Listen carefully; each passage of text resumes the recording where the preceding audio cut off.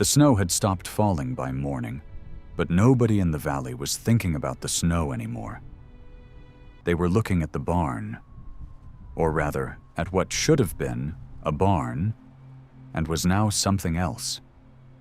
Something curved, something metal, something that looked, from a distance, like a piece of a war nobody in this county had asked to remember. 3 nights earlier, the temperature had dropped further than anyone alive there could recall it dropping. Fence posts split. A neighbor's water pump froze solid and cracked open like a walnut. 2 ranches to the east lost more than half their herd before sunrise. And on the Callaway place, the sheep were still standing. Not huddled in a corner, not thinned by half, not silent in the way a barn goes silent when something inside it has stopped breathing. Standing. Chewing. Waiting to be let out into the thin morning light, as though the worst storm in 46 years had simply forgotten to visit that particular hill. A woman stepped out of the house before the men from the county road even reached the gate. She did not run to meet them. She simply stood at the top of the rise, arms crossed over a coat that had belonged to her husband, watching them look at her barn the way people look at something they cannot explain and are not sure they want to. 2 years earlier, those same men had stood in that same spot and told her she was making a mistake. They had used different words for it back then. Wasteful. Foolish. A widow's folly. One of them had used the word ashamed, though not to her face. She had bought a piece of scrap metal that the government didn't want anymore, and buried half of it into a hillside, and everyone with a working set of eyes had assumed they knew exactly how that story would end. They were wrong about how it would end. What they didn't know, what none of them could have known standing at that gate in the cold, was what she had actually built into that hillside. Not just a shelter, something closer to a decision, made over many failed attempts, most of which she had never told anyone about. There had been a night, not long after the metal first went into the ground, when she had stood inside that shelter with ice forming on the walls above her head and wondered if the men at the gate had been right all along. That night is where this story actually begins. 2 years before the storm, Ruth Callaway stood in a field outside of Granger's salvage yard, looking at something that had no business being on a sheep ranch in Nebraska. It was a Quonset hut, one of thousands the government had built in a hurry during the war and no longer had any use for. This one had spent the last several years rusting quietly behind a hardware store, half filled with broken plow parts and a dead tractor nobody had bothered to haul away.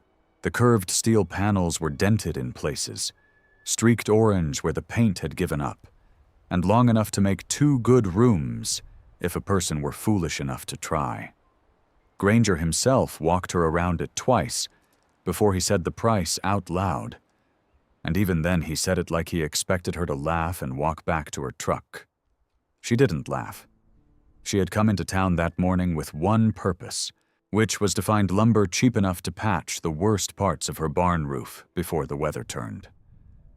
Her husband, Walter, had been dead a little over a year by then, and the barn had been failing quietly the whole time, the way things do when there's only one person left to notice them failing.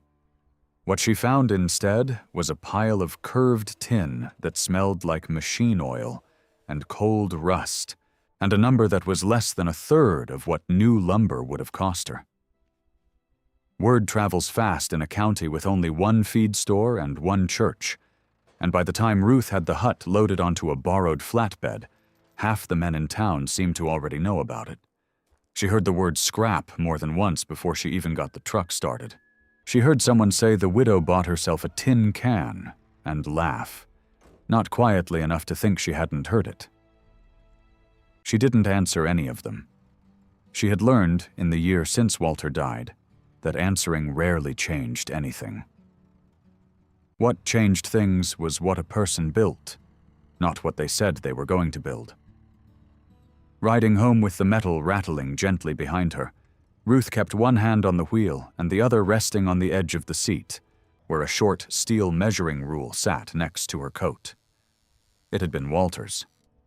He'd carried it in his coveralls for 15 years, the numbers worn soft in places from his thumb passing over them so many times. She had started carrying it herself sometime that winter, without deciding to. It simply ended up in her pocket most mornings, and she'd stopped taking it out. She didn't have a plan yet for the tin house folded up on the back of that truck. Not really. What she had was a barn that wouldn't survive another hard winter, a bank letter she hadn't answered yet, and a stubborn, half-formed idea that had been sitting in the back of her mind since the day Granger mentioned, almost as an afterthought, that these things had been used as winter shelters once, somewhere overseas, dug halfway into the ground to keep the worst of the cold out. She didn't know yet if it would work. She only knew that the barn, as it stood, would not make it through another January. And something had to. The barn had been built by Walter's father, and his father before him, added on to twice over 60 years in the way that farm buildings usually are, one urgent repair at a time, never quite finished. By the time Ruth walked its length that October, running her hand along the beams the way Walter used to, she could feel exactly how tired it had become. 2 support posts had gone soft at the base, eaten slowly from underneath by decades of runoff that had never properly drained away. The north wall leaned in a way it hadn't leaned the winter before. A gap along the roofline let in a thin blade of daylight that hadn't been there when Walter was alive to notice it and fix it before it grew. 42 ewes depended on that barn holding through the winter, along with the 6 lambs born late enough in the season to still need shelter through the worst months. Ruth had already lost 3 animals the previous January to a cold snap that caught the barn at its weakest corner, and she had promised herself, standing over that loss, that she would not stand over another one like it. The trouble was money. The same trouble as always. A proper rebuild, done the way Walter would have wanted it done, meant new lumber, new footings, and labor she couldn't afford to hire. The bank had already sent 1 letter that fall, polite but not gentle, reminding her of a payment schedule that didn't leave much room for a barn that also needed saving.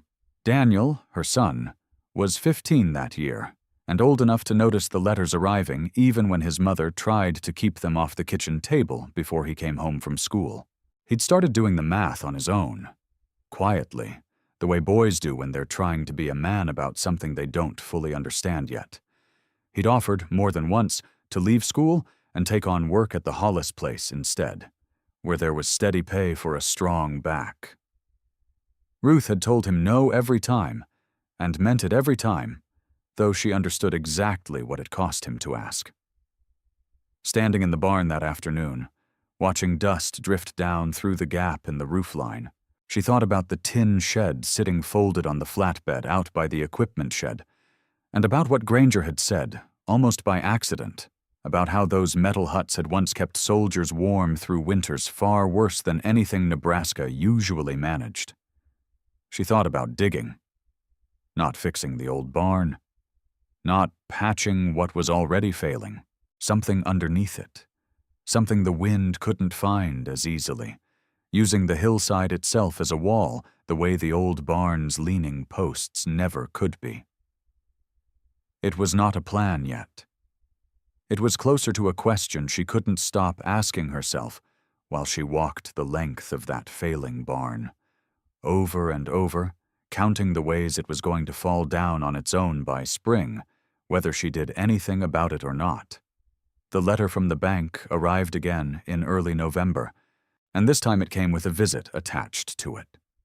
Hollis Farron drove up the lane on a Tuesday afternoon in his good coat, which Ruth noted immediately because Hollis rarely wore his good coat unless he intended a conversation to matter. He was a heavy-set man in his 50s who ran the largest cattle operation in the valley, and he had known Walter for 30 years, well enough that his concern, when he offered it, was almost certainly sincere.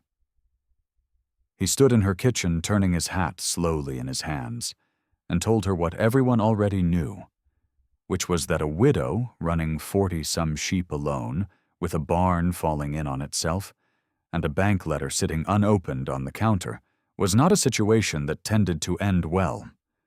What he offered, carefully, was help. A loan. Private, between neighbors, no bank involved. Enough to rebuild the barn properly, with labor thrown in from his own hired men, repaid whenever she was able, on whatever terms felt fair to her. It was, by any reasonable measure, a kind offer. It was also, Ruth understood clearly, an offer that would leave her owing something to Hollis Farren for years, in a county where debts of that kind rarely stayed simply financial. She had watched other widows take help like that. She had watched what happened afterward, the quiet expectation that crept into every conversation once a woman owed a man something he considered a favor rather than a business arrangement. She thanked him. She told him she would think about it, which both of them understood to mean no, delivered gently enough that he could leave without feeling turned away at the door. After his truck disappeared down the lane, she stood at the window a long while, turning Walter's measuring rule over in her coat pocket without taking it out. She thought about the unopened bank letter. She thought about the tin hut still sitting folded behind the equipment shed, gathering frost most mornings now. She thought about the particular kind of pride that had gotten her through the year since Walter died, the kind that didn't leave room for owing Hollis Farren anything, not even something offered as kindly as he'd offered it. That evening, she walked out to the hillside behind the old barn with a lantern and Walter's rule, and began pacing off distances in the frozen grass, measuring a slope she had looked at every day of her life, without once considering what might be dug into it. She did not yet know if what she was about to try would work. She knew only that she would rather fail on her own ground than succeed owing someone else for it. By the second week of November, word had gotten around that Ruth Calloway intended to bury a piece of Army surplus metal into the hillside behind her barn, and the valley, as valleys do, had already decided what it thought about that. Hollis came by again, not with an offer this time, but with a warning delivered as plainly as he knew how to deliver one. He'd seen structures like that before, he told her, standing at the edge of the dig site with his hands in his coat pockets. Metal held cold the way it held heat, fast and completely, with nothing in between. Sheep packed into a tin shell with no proper airflow would either freeze against walls sweating with their own breath, or suffocate slowly in a box with nowhere for bad air to go. He wasn't saying it to be cruel, he said. He was saying it because somebody needed to. He wasn't wrong to worry. Ruth understood that, even as she stood there listening to him. Metal was not wood. It didn't breathe the way old barn boards breathed, didn't forgive small mistakes the way a structure her father-in-law had built by hand, log by log, tended to forgive them. But she had also spent 3 weeks now reading everything she could find about how these shelters had been used before in colder places than this one, dug half into hillsides, so the earth itself did most of the work that 4 thin walls of tin never could. The ground below the frost line stayed close to 50 degrees Fahrenheit, no matter what the air above it was doing. Bury half the structure into that hillside, and the hillside would hold a steadier warmth than any wooden barn built entirely above ground ever could. The question was not whether the earth would help. She was fairly confident it would. The question was whether she could get the airflow right, the drainage right, the parts Hollis was warning her about before the real cold arrived and made the answer for her. She told him she appreciated the warning. She did not tell him she intended to stop.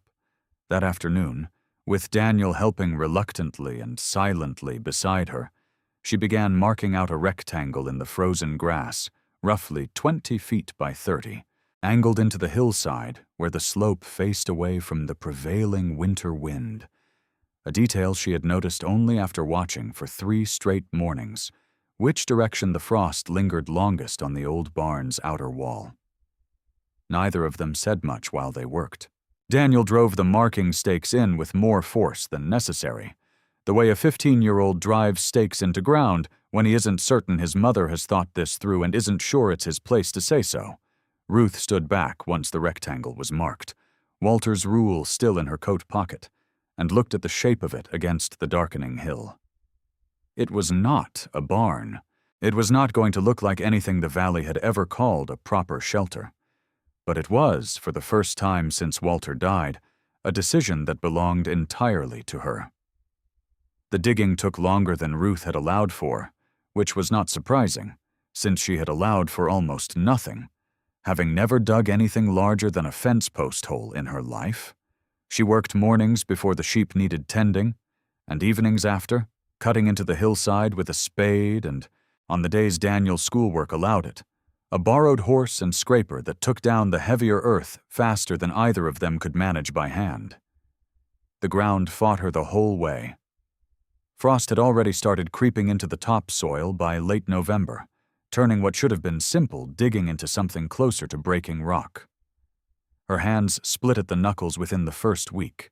She wrapped them at night with strips of old flannel and kept working the next morning anyway, because the calendar wasn't going to wait for her hands to heal. The welding was worse, in its own way, though it worried her less, since it was work she actually understood. Walter had taught her to run a bead steady enough to hold, back when they'd repaired equipment together rather than paying someone else to do it, and she was grateful now for every hour of it. However grudgingly she'd agreed to learn at the time. Still, the curved panels of the Quonset hut had not been designed to be cut apart and reassembled into a smaller footprint, and more than once a seam she thought was solid opened again under the first real strain, sending sparks across her forearm and, once, catching the edge of her sleeve before she beat it out with her bare glove. Daniel found her that evening sitting on an overturned bucket, glove still smoking faintly, staring at a 2-foot gash where the seam had failed for the 3rd time that week. He didn't say, "I told you so." He didn't say anything about Hollis, or the bank, or the fact that a normal family would have simply hired this done. He picked up the torch she'd set down, turned it over once in his hands the way his father used to, and asked her to show him again how she'd been holding the angle. They didn't talk much while they worked after that. But he came out most evenings from then on without being asked, and the seams, slowly, began holding. By the 2nd week of December, the frame of the shelter sat low and half buried against the hillside, curved steel disappearing into raw earth on 3 sides, open only where the entrance faced south, away from the wind. It did not look finished. It did not, if Ruth was honest with herself standing back from it in the fading light, look like much of anything a person could trust an animal's life to. But it stood, and for the first time in weeks, standing there with her split knuckles and her son beside her, Ruth allowed herself to believe it might actually hold. There was one afternoon, near the middle of December, when Ruth stopped working entirely and simply sat inside the half-finished shelter with Walter's measuring rule in her hand, turning it over the way she used to watch him do without ever asking why. She had never told anyone, not even Daniel, that the rule wasn't really about measuring boards or laying out fence lines, not for Walter. He'd used it for that, certainly, but she remembered him more often standing in a doorway or along a wall, tapping the rule lightly against wood or stone, listening to the sound it made, the way it changed depending on what was behind the surface. He used to say a good builder could hear the difference between a wall that was solid and a wall that only looked solid if he bothered to listen instead of just looking. She hadn't understood, at the time, that he was teaching her something. She understood it now, sitting inside a half-buried tin shell with frost already forming a thin white lace along the ceiling seams above her. Walter had also talked, more than once, about air needing somewhere to go. He'd grown up in a house with a root cellar that flooded every third spring because someone before his time had sealed it too tightly, trapping moisture that had nowhere else to travel except up through the floorboards of the kitchen above it. He used to say a shelter that kept everything out usually ended up keeping the wrong things in. Ruth had not thought much about airflow when she'd first sketched the shape of this shelter in her head. She'd thought about walls, about cold staying out. It hadn't fully occurred to her, not until she was sitting inside it with frost already forming above her in mid-December, that keeping the cold out and keeping the shelter livable were not entirely the same problem. She ran her thumb across the worn numbers on the rule, the same groove Walter's thumb had worn into the metal over 15 years, and made a note in the small notebook she kept in her coat pocket. 2 vents, she wrote. 1 low, 1 high. Let the air have somewhere to go before it decides to stay. She did not yet know exactly where those vents needed to sit, or how large they needed to be. She only knew, sitting there in the cold with her husband's rule in her hand, that she had been building a box when she should have been building something that could breathe. It was a small correction. She told herself it was a small correction. She would learn, within the week, exactly how wrong that assumption was. The first real test came sooner than Ruth had planned for, on a night in late December when the temperature dropped without warning to somewhere near 5 degrees Fahrenheit, colder than anything the valley had seen yet that winter. She moved 18 ewes into the shelter that evening, the ones closest to lambing, keeping the rest in what remained of the old barn for one more trial night before deciding whether to move everyone. She'd installed 1 vent by then, a simple gap left near the peak of the curved roof, where she'd hoped rising warm air might carry moisture up and out before it settled. It was not enough.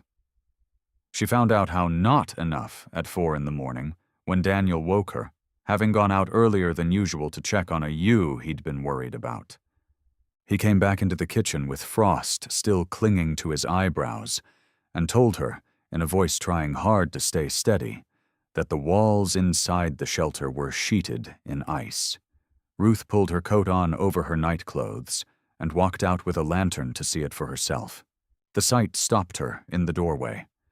Every curved panel above the sheep's heads glistened with a thin coat of frozen moisture, thicker in some places than others, hanging in small icicles along the seams where warm breath and body heat had risen, cooled against the metal and frozen there instead of escaping. The air inside was heavy and close, damp in a way that caught at the back of her throat. 2 of the ewes stood shivering despite the shelter around them, their wool damp near the shoulders where moisture had condensed and soaked in. It was, in nearly every way Hollis had warned her about, exactly the failure he'd predicted. Metal held cold as fast and completely as it held heat, with nothing gentle in between, and a single vent near the roofline had done almost nothing to solve a problem that ran deeper than 1 hole in 1 wall. Ruth stood in the doorway a long moment, lantern raised, feeling something close to the exhaustion of the entire year pressing down on her at once. Daniel didn't say anything. He didn't have to. His silence carried the same question Hollis had asked weeks earlier. Gentler than Hollis would have asked it, but the same question underneath. Was this a mistake? She didn't answer him that night. She moved the 2 damp ewes back to the old barn, banked what fire she could manage there, and sat up until dawn, with Walter's rule turning slowly in her hands, trying to understand what she had missed. It was not a book, or a memory of Walter, or anything she read that finally showed her the answer. It was the dog. Ruth kept an old blue heeler named Scout, who'd taken to sleeping near the shelter entrance most nights that winter, the way dogs do when they've decided a place belongs to them. In the days following the ice failure, while Ruth stood inside the shelter each morning studying the frozen seams, and trying to work out where a second vent might help, she noticed that Scout never once walked into the northeast corner of the structure, the corner where the ice had formed thickest and where the ewes had huddled the least, despite it being, on paper, the most sheltered spot from the wind. The sheep had noticed it, too. She realized, watching them over several mornings, that they consistently packed themselves toward the entrance and the western wall, leaving that northeast corner nearly empty even on the coldest nights, when animals should have been pressing toward every available body for warmth. She stood in that corner herself one afternoon, Walter's rule in hand, and understood almost immediately what neither she nor Daniel had accounted for. The hillside sloped very slightly downward toward that corner, a grade of only a few inches over the length of the shelter, invisible to the eye but plain enough to a marble set down and watched. Any moisture that condensed anywhere in the shelter eventually found its way to that low corner and settled there, with nowhere to drain and no air moving through to carry it back out. The single vent near the roof peak had been solving only half the problem Walter used to describe. Warm, damp air needed somewhere to rise out of, yes. But it also needed somewhere to be pulled from underneath, low and near that corner, so that fresh, drier air could replace what was leaving instead of simply pooling in place.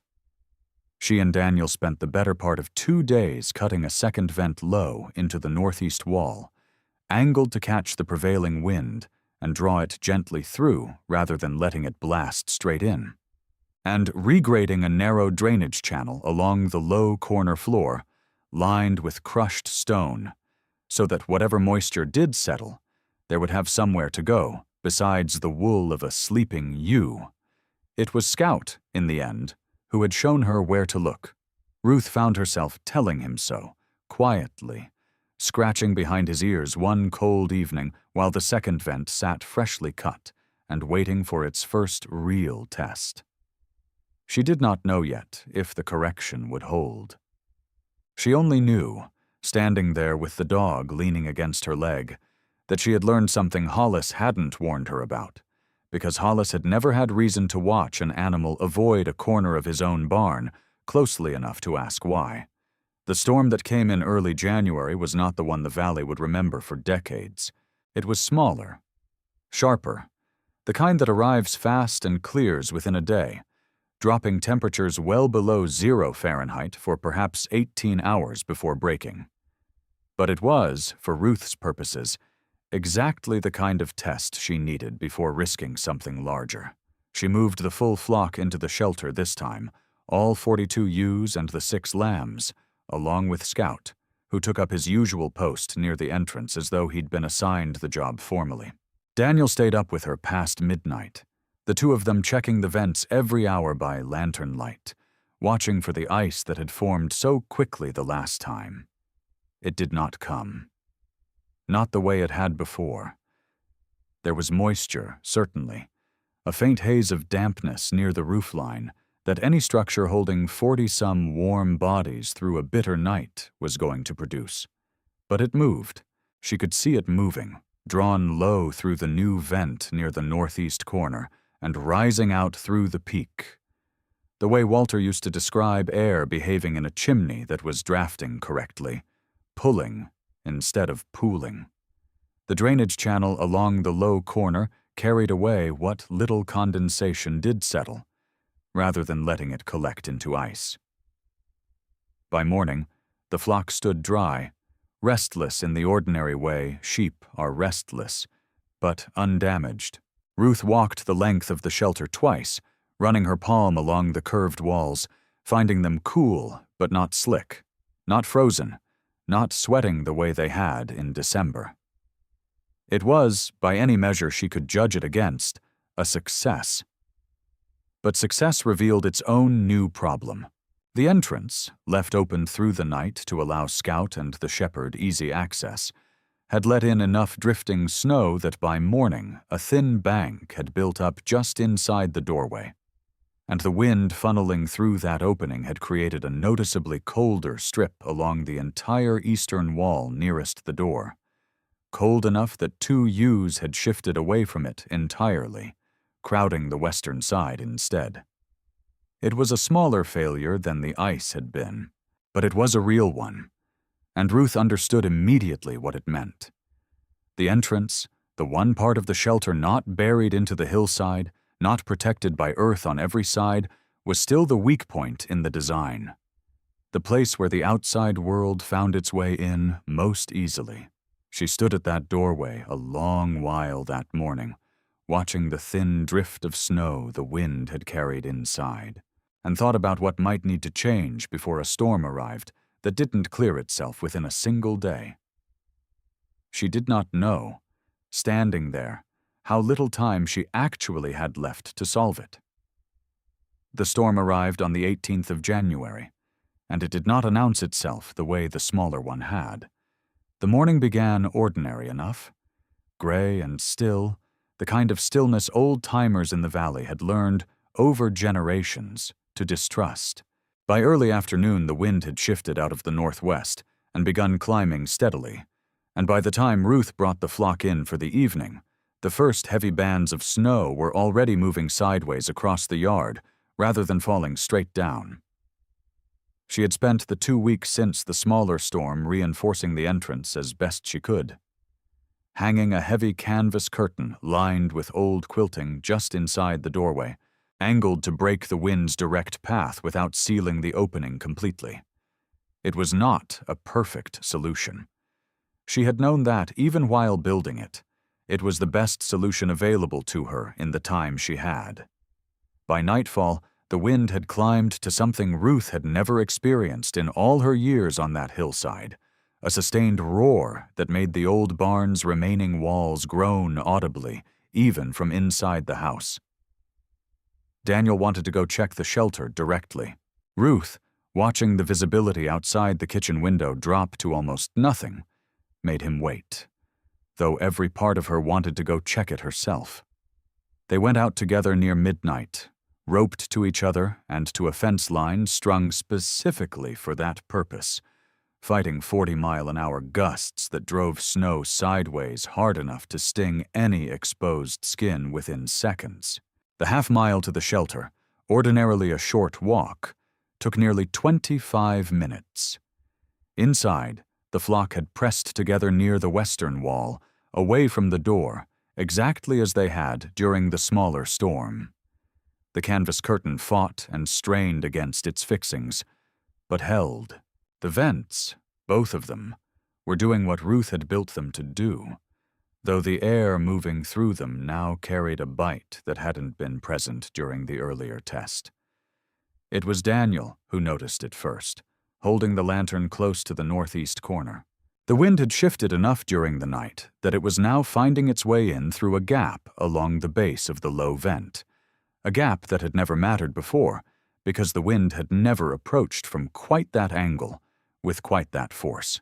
Snow was beginning to funnel in, thin but steady, directly onto the wool of 2 lambs bedded nearest that wall. Ruth stood in that shelter at nearly 1 in the morning, with the storm roaring outside loud enough to make conversation difficult, faced with a decision that had no obviously safe answer. She could try to seal the vent entirely against the wind and risk the moisture problem returning with nowhere to escape, the same failure that had iced the walls in December, this time with no way to fix it until the storm passed. Or she could leave it open and risk 2 lambs taking on wet snow directly through a night colder than anything the flock had faced yet. She chose neither, fully. Working quickly by lantern light, cold enough that her fingers had gone half numb inside her gloves, she packed loose straw into the lower half of the vent opening, enough to block the direct line of blowing snow without closing the airflow completely. Then moved the 2 exposed lambs several feet along the wall, out of the vent's direct path, tucking them instead against the warmer bodies of 2 ewes near the center of the huddle. It was not an elegant solution. It was the only one available to her at 1 in the morning, in the middle of the worst storm the valley had seen in 46 years. Then there was nothing left to do but wait and listen to the wind and hope the earth and the tin and the straw held what she had asked them to hold. The wind broke sometime before dawn, not gradually, but the way these storms often do, all at once, leaving behind a silence so complete that Ruth woke from a few stolen hours of sleep. Certain, for a moment, that something was wrong simply because she could no longer hear the roar she'd fallen asleep to. She and Daniel walked out at first light into a landscape that had been reshaped overnight. Drifts stood taller than the fence lines in places, blue-white and hard-packed. The old barn, the one she had once worried over so carefully, had lost a section of its north wall entirely, the weakened posts finally giving way under snow load that had built against them all night. The shelter stood as it had been left, low and curved against the hillside, mostly buried beneath a drift that had formed along its southern face, but hadn't breached the canvas curtain at the door. Inside, all 42 ewes stood waiting to be let out, restless the way sheep get when they've been kept in too long, but alive, dry, and undamaged. The 2 lambs Ruth had moved in the night were pressed against their mothers near the center of the huddle, showing no sign of the cold that had nearly found them. Word of the barn's collapse reached the valley before word of the shelter's survival did, which meant that when Hollis Farron's truck came up the lane 2 days later, once the roads had been cleared enough to travel, he came expecting to help a widow deal with a barn in ruins. He found her instead mucking out a shelter full of living animals, the fallen barn behind her already marked for salvage lumber rather than mourning.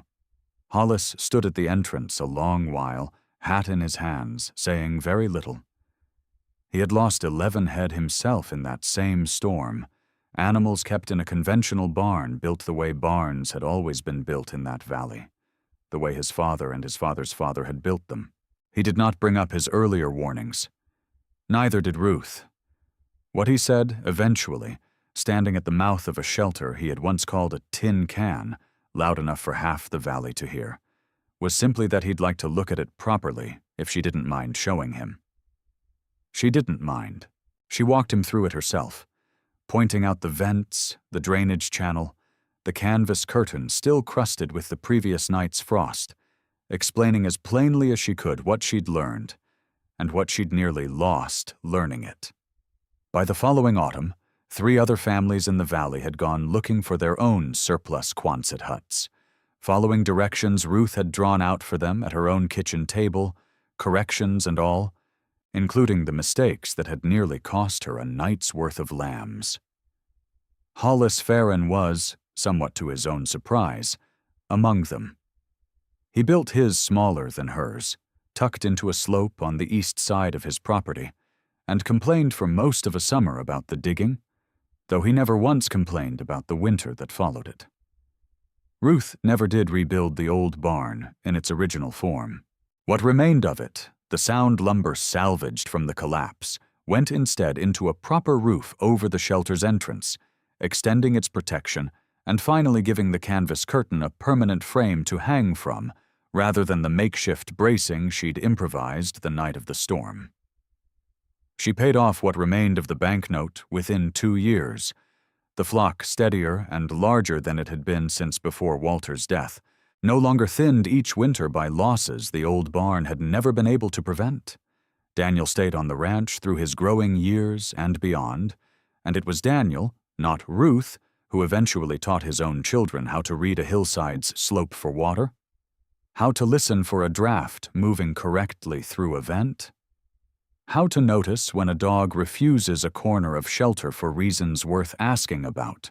He still had Walter's rule by then, kept in the same coat pocket his mother had once kept it in. The tin shelter itself is still standing on that hillside today, weathered, patched in places, no longer remarkable to anyone who lives nearby, since half the valley eventually built some version of their own. What people in that county remember now, when the story comes up, is not really the metal, or the hillside, or even the storm itself. They remember a woman standing at a gate in the cold morning after, arms crossed over her husband's old coat, having built something out of scrap and stubbornness that the whole valley had once been certain would fail her. The shelter had never really been about staying warm. It had been about a woman deciding, alone, what she was still capable of building. This story is presented for educational and historical storytelling purposes. It is not engineering, construction, or safety advice.